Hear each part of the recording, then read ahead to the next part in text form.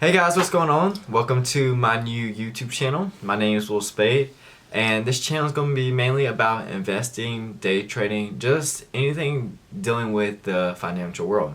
Today with my first video, I'm going to be doing kind of like live trading, but kind of not, because I tried to record this earlier and the file went wrong. So I'm just going to show you a screen recording of what I actually did, explain my thought process, and then yeah, just show you how that played out. But I do have a recording on my phone where I do put my trades in, and I have a live recording of that when it actually happens, so I'll let you see that. Before I get into that though, I'm going to explain a little bit of my setup and how I do it. So I chart with an app called Thinkorswim. It's provided by TD Ameritrade. I started back probably in December of last year, and I just opened up an account and I used their charts because, as you can see in the background, their charts are pretty cool and I really like them. I didn't actually let them fill my orders because they charge like $6.95 per trade, and that's outrageous. But recently they did lower that to where it's free now. So, but I do trade with Webull. It's an app. I'll show it on the screen real quick. But yeah, that's an app, free commissions. I really like their interface, and I've been trading with them ever since. But now that TD Ameritrade has gone with free commissions, I probably will consider switching over to them because, like I said, their charts are probably the best out there, and I just really enjoy doing that.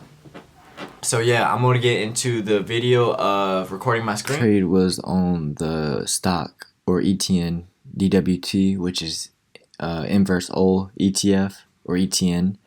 I'll get in that to later videos of actually what that means. But right now we're just going to focus on the trade I took. So the trade I took was around the 10 o'clock range. I got in around 582, and then I sold around 586. I'm going to zoom in so y'all can see. So around 586 right here, because I saw this was a resistance. Then as you can see, it pushed up a little more, then sold off, pushed up. So it kind of traded horizontally throughout the next couple of hours. Then it pushed down, and then eventually it recovered throughout the day. But anyways, focusing back on this area right here. So there's a pattern that traders normally look for. This is called a resistance and a support. So a resistance is typically where the stock hits a top at, and a support is where a stock typically hits a bottom then bounces up. And I'll explain that in the next clip, but I just wanted to show y'all what trade I took today and why I sold when I did. So I just basically got done with the recording on my MacBook that y'all all saw.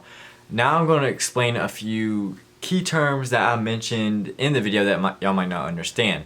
So I'm a technical trader, which means that I trade based on patterns. And then in my recording I just showed y'all, there were a couple patterns I traded based off of. The main one was a resistance. So a resistance is basically like, think of it as a roof of a house. That's where the stock price goes and stops at, and then it typically falls back down. That's where you typically want to sell, and that's what I did. I sold at that resistance, or I thought was a resistance. Then a support is, think of it as like the floor to the house. It's where the stock stays at. It stays there and it shoots back up. You have to draw these support and resistance out yourself. They're not going to be given to you, so they're relative to what you think they are.